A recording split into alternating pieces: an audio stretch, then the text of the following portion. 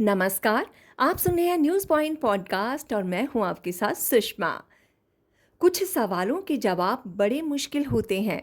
मसलन अमेठी और रायबरेली में कांग्रेस की जीत का श्रेय किसे दिया जा सकता है? राहुल गांधी को, प्रियंका गांधी वाड्रा को, स्मृति ईरानी को या बीजेपी के खराब प्रदर्शन को? असल में ये सारे फैक्टर एक ही इशारा करते हैं कि सभी का कुछ ना कुछ योगदान जरूर है। हर जीत टीम वर्क का नतीजा होती है, जिसमें तात्कालिक परिस्थितियों की भी महत्वपूर्ण भूमिका होती है। अमेठी में स्मृति ईरानी के प्रति लोगों की नाराजगी थी और उत्तर प्रदेश में बीजेपी के खिलाफ माहौल बन गया था और प्रियंका गांधी को आगे करके कांग्रेस ने हालात का फायदा उठाते हुए हर मौके पर हाथ साफ कर दिया। प्रियंका गांधी को कांग्रेस अब केरल के वायनाड से चुनाव लड़ाने जा रही है, क्योंकि राहुल गांधी ने संसद में इस बार रायबरेली का प्रतिनिधित्व करने का फैसला किया है। राहुल गांधी और कांग्रेस के हिसाब से ये फैसला चाहे कितना भी अच्छा क्यों ना हो, लेकिन क्या प्रियंका गांधी के लिए भी वैसा ही मामला है? शायद नहीं। पूरी 5 साल की कड़ी मशक्कत के बाद कांग्रेस नेतृत्व ने प्रियंका गांधी को संघर्ष करने के लिए नए मोर्चे पर भेज दिया है। हो सकता है प्रियंका गांधी वायनाड लोकसभा सीट से उपचुनाव भी जीत जाए, लेकिन उसके आगे क्या दक्षिण भारत की राजनीति में वो राहुल गांधी की तरह अपने लिए जगह बना पाएंगी? और इस बात की भी क्या गारंटी है कि राहुल गांधी उत्तर प्रदेश में प्रियंका गांधी की मेहनत की कमाई सहेज कर रखे रहेंगे? प्रियंका गांधी वाड्रा ने उत्तर भारत में ही ज्यादा काम किया है। दक्षिण भारत की राजनीति उनके लिए बिल्कुल नई है। राहुल गांधी का तो पहले से ही उधर काफी आना जाना होता रहा है और वायनाड पहुंचकर तो ऐसे बताने लगे थे जैसे बचपन भी वहीं बीता हो। 2021 में असम विधानसभा चुनाव में प्रियंका गांधी को एक्टिव देखा गया था, लेकिन वो चाय बागानों से तस्वीरों तक ही सीमित नजर आई थी।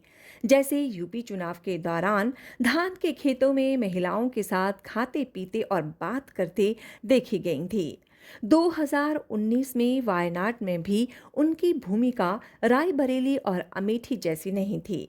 बस मौके पर वो राहुल गांधी के पीछे सपोर्ट में खड़ी जरूर देखी गई। कांग्रेस के लिए चुनाव कैंपेन तो प्रियंका गांधी ने कई राज्यों में किया है। यूपी चुनाव के दौरान भी पंजाब गई थी और पंजाबी बहू बनकर लोकसभा चुनाव के दौरान भी कांग्रेस के लिए वोट मांग रही थी। लेकिन सबसे ज्यादा वक्त तो प्रियंका गांधी ने यूपी को ही दिया है, और उसमें भी अमेठी और रायबरेली को। रायबरेली से तो वो सोनिया गांधी की तरफ से भी कामकाज संभालती रही हैं। सोनिया गांधी की सेहत बिगड़ने के बाद से तो रायबरेली का सब कुछ प्रियंका गांधी के ही जिम्मे था। रायबरेली के लोगों के लिए प्रियंका गांधी दिल्ली में भी दरबार लगा चुकी हैं।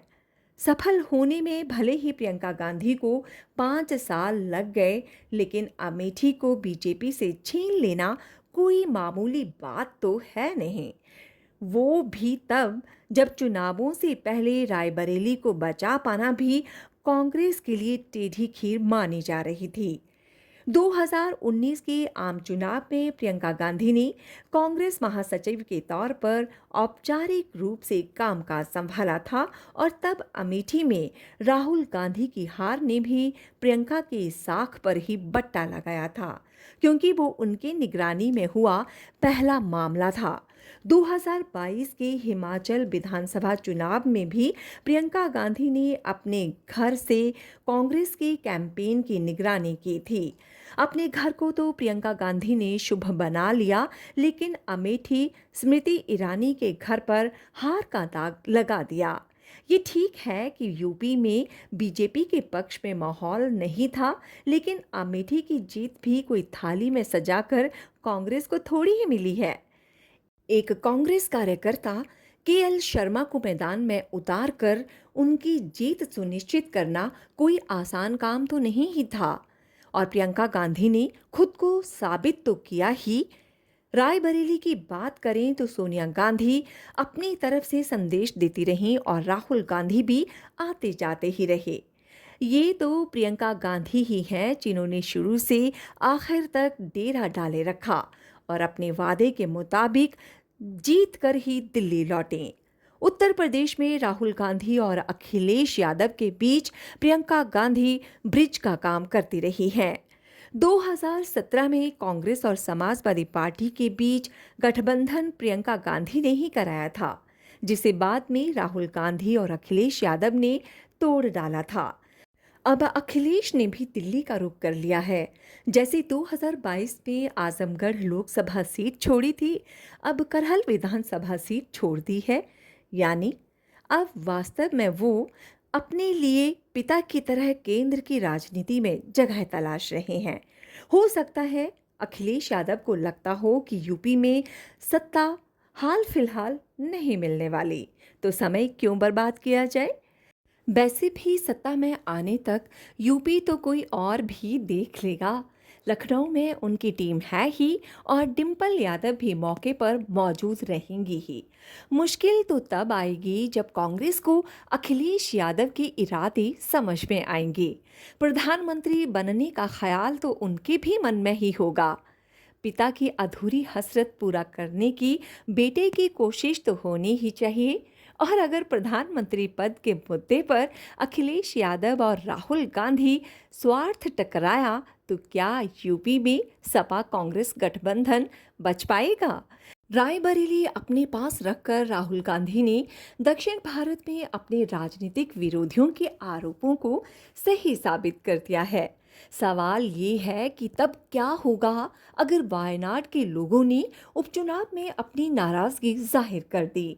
वायनाड में प्रियंका गांधी वाड्रा को नए सिरे से मोर्चे पर उतारना पड़ेगा, खुद को साबित करना पड़ेगा। ये भी यकीन दिलाना होगा कि आगे से कांग्रेस सोनिया गांधी और राहुल गांधी की तरह दक्षिण भारत का इस्तेमाल सिर्फ मतलब के लिए नहीं करेगी। जब राहुल गांधी को सबसे ज्यादा जरूरत थी, वायनाड के लोगों ने ही साथ दिया, जैसे बेल्लारी के लोगों ने सोनिया गांधी को हाथों हाथ लिया था।